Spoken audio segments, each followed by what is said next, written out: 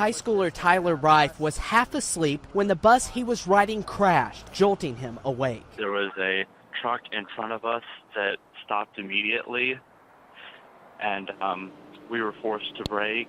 The bus was carrying band students from Narrows High School in Giles County to a performance at Virginia High in Bristol. Traffic slowed from 70 to 55 miles per hour for a mobile work zone. That's when the crash happened. It was one of those parts where everyone sees the work zone, slams on brakes a little bit, so you got to make sure you give yourself enough space. 8 students had minor injuries. 3 were taken to Bristol's hospital. 5 others were treated on scene. We wound up on the side of the road. All of us were in the medium, and the front of the bus, like the front hood of the bus was like almost off.